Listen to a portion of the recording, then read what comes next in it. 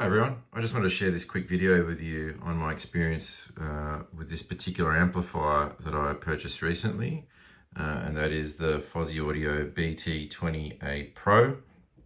The reason I actually bought this amplifier is I needed something smaller to power these particular Sony speakers that you can see here.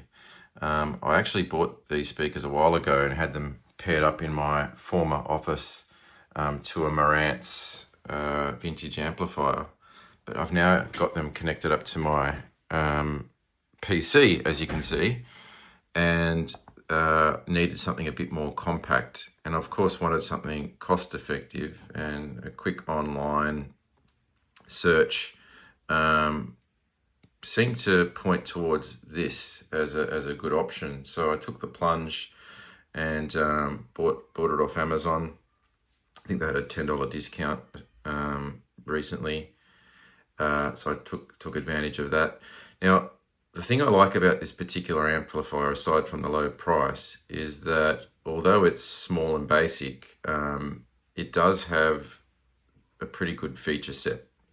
So what I mean by that is I've got not only input via RCA, which you can see here, but also Bluetooth.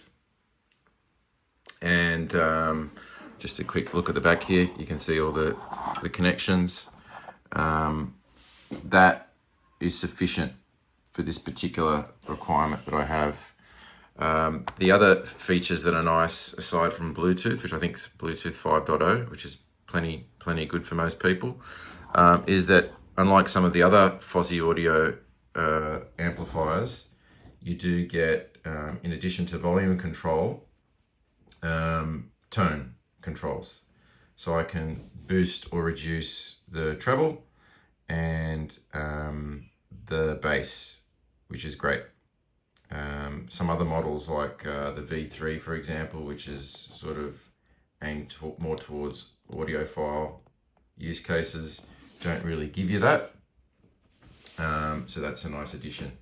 Now I'm actually connecting this to my Pioneer mixer. That's why I just wanted something that's I can put on the desk and that's easy to use. And of course I've got these the Sony bookshelf speakers, which I mentioned before. So this amplifier does a great job. But one of the main things I just wanted to point out, and what's driven me to share this video with you, is that I actually initially had a bit of a concern with this after a day of using it, because I noticed that there was a noticeable hum emitting from the speakers whenever I had the amplifier turned on, which I do have now, by the way. You can see the little blue light, and there was no source connected to the amplifier. So after doing a bit of research and looking around different Reddit posts and online, what I discovered was that if the symptom is that sound, that audible noise, humming coming through the speakers, almost sounds like a grounding issue.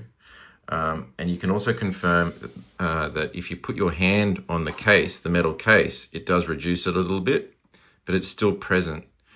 But like I said, you only hear it if you've, in this case, where you've got the RCAs connected to the back, but not connected to a source.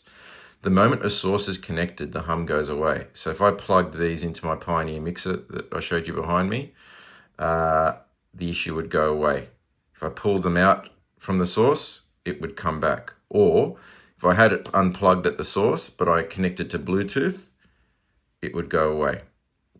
So I was a little bit concerned as to what was going on. Ultimately, what it was in the end was just the cheap RCA cables I was using. I was just using a cheap pair of RCA cables similar to what you would find bundled in a, with a DVD player or a CD player. They were unshielded. They probably cost like $1 to make, if less. Solution was, went onto Amazon and I found these. These particular ones are by Cable Direct. They're shielded. They're significantly thicker than the ones that I was using before. And as you can see, I'm connected. I do have Bluetooth on. Actually, I've just turned Bluetooth off just so you can see that. Okay, Bluetooth is off now. You can see the red light's gone. It's gone from blue to red. And I'm not getting any noise coming through those speakers at all, okay? Which is great. So this $15 Australian cable from Amazon, this is just a short length. But yeah, that has solved the problem. So if you've got one of these Fosi amps and you're concerned about noise that's humming through the speakers when you don't have a source connected, and again, testing it by just touching the top, similar problem, you may find that just investing in some better quality RCA cables will solve that problem for you.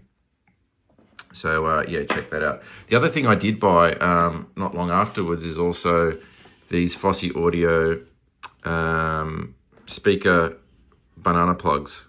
So originally I had the speaker wire wrapped around the connectors at the back. What I've actually done is buy these. I think it was like $8 for a pack of 4. So you get two positives, 2 negative banana plug connectors. And you just need a screwdriver to fasten them to the banana plug and then screw the connector cover over it. So really easy, no soldering required.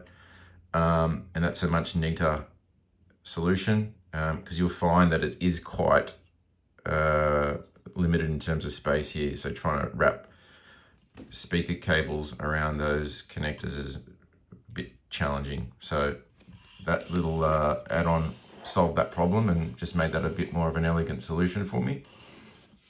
And let me just wrap up with just showing you what it sounds like. So I've got this is just a Bluetooth source, so you know the quality isn't obviously going to be as good as having a direct cable with RCA, but I just wanted to give you it more so just to sort of demonstrate the power supply. So one of the things I decided to do with this particular purchase is just go with the standard 36 volt power supply that comes with the unit. You can upgrade it to a 46 if you have higher requirements, but these particular Sony speakers, they're 6 ohm speakers, maximum 100 watt rating. So I figured that the 36 volt 5 amp power supply should be fine. Ideally, you know, keep the cost down as well, because there is a price uplift if you go for the 46 volt. So something to think about with this particular amplifier and many of the other Fosi ones is determining whether you need the bigger power supply or not. So just make sure you're aware of what type of speakers you're going to be connecting to these devices and whether you need more power or not. But I think I've made the right choice with this particular one. So I'm just going to quickly play some music.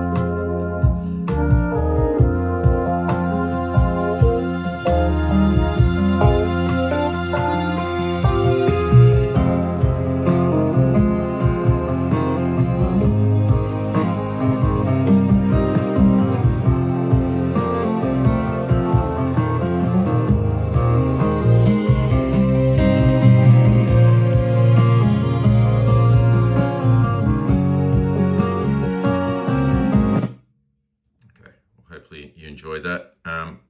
I had that playing from my MacBook. As you could see, I had the MacBook speaker volume all the way up, so the source was at full volume, and I had my amplifier at about 2 o'clock in terms of the volume.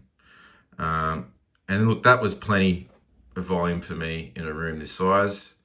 So what I would suggest there is, just have a good think about whether you need to upgrade that power supply or not, whether it's really necessary. But yeah, look, hopefully that helps you. As I said before, the main point of this video was just to call out, the issue I had with the sound that was coming through the speakers, that it sounded like grounding noise, but I honestly think it was just the cheap speaker cable, the cheap RCA cables potentially acting like an antenna because they were unshielded. So yeah, just hopefully that helps, and yeah, let me know if you've got any questions in the comments. Thanks.